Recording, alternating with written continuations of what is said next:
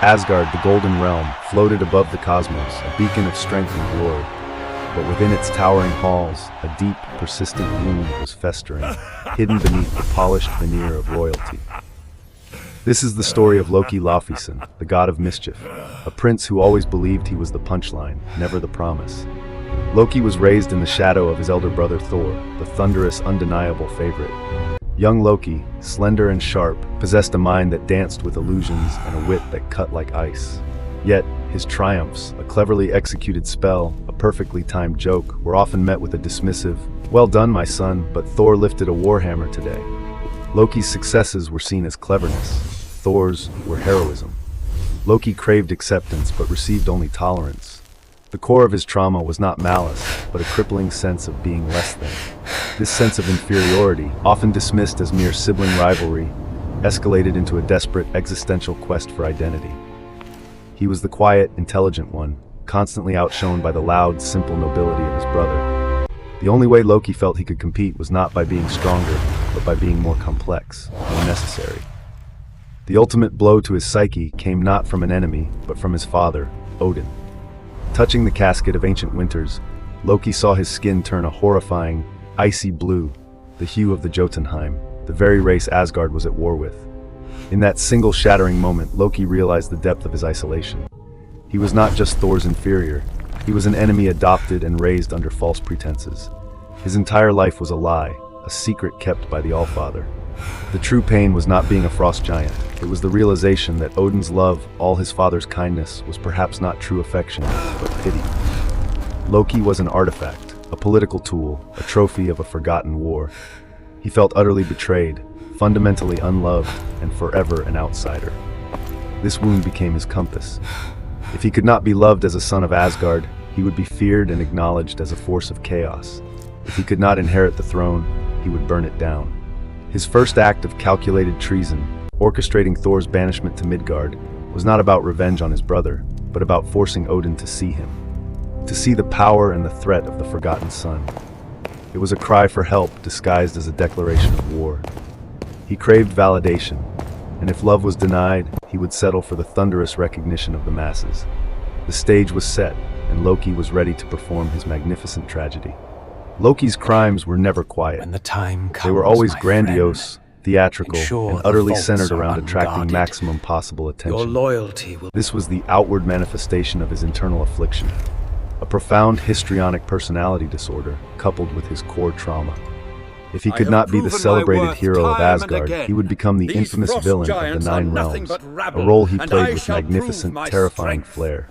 His ambition to sit on the throne was less about governance and more about finally achieving the ultimate validation, the crown.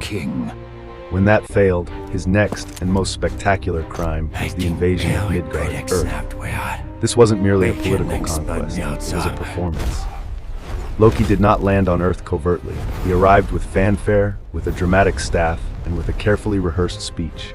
Standing before a bewildered crowd in Germany, his voice booming with artificial authority, he demanded that humanity kneel. "You are made to be ruled," he announced, relishing the fear, the confusion, the sheer spectacle of it all.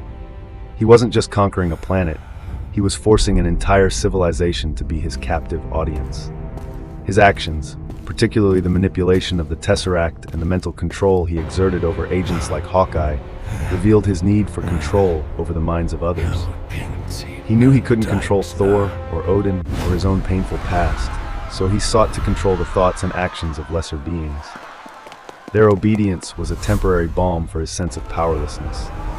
He felt like a god when he watched a brilliant mind like Dr. Selvig blindly execute his will. Even in battle, Loki sought the spotlight.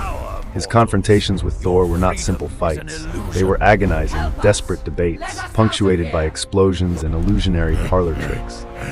"I never wanted the throne," Loki would sneer, knowing full well it was a lie, but needing to deny the painful truth of his longing. Every insult hurled at Thor was a reflection of his own self-loathing, a testament to his crippling envy. He wore his helmet with its impossible horns not for protection, but for effect. It was an exaggerated costume designed to scream importance, to guarantee that no one, especially not Odin, could ever overlook him again. The armor was a desperate shield against the vulnerability of the little boy who cried when he found out he was adopted. Loki succeeded in his ultimate goal on Earth. He became the central figure in the Midgardian narrative. He forced the Avengers to assemble, he forced the world to acknowledge his power, and he forced Thor to chase him across the cosmos. He was defeated, yet as he lay chained and defeated, a dark smirk crossed his lips. The chaos was over, but the show had been a triumph. He was finally relevant, he was finally a star, he was at last truly seen. The confinement chambers of Asgard were carved from solid rock and enchanted with magic designed to hold the power of gods. Loki sat within the translucent prison, not pacing, but reclining, playing the role of the tragic, misunderstood villain. His latest grand performance, the invasion of Midgard, had failed spectacularly, yet Loki had won his own private war. His conversation with Frigga, his mother, during his confinement was the closest he ever came to true vulnerability. She saw past the illusions, the armor, the forced smirk. Frigga spoke of love not as a reward for heroism or a response to obedience, but as a simple, unconditional fact. I never saw you as a burden, Loki. I saw you as my son. That simple statement, the truth he had desperately sought, struck him harder than any thunderbolt from Thor. For a fleeting moment, the God of Mischief dissolved, and the broken boy, Laufeyson, wept. But the fragility was temporary. To accept that love meant accepting the truth, that his chaos, his crimes, his entire performance were unnecessary, and that acceptance was too terrifying, too final. He had invested centuries into the identity of the scorned outcast.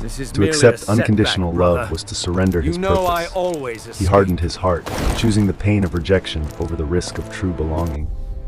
Loki understood his imprisonment. It was not a punishment, it was continued recognition. As long as he was chained, he was a necessary central figure in the Asgardian narrative. He was a threat that required constant attention from Odin and Thor. His existence continued to define their lives, and that was the victory he truly sought.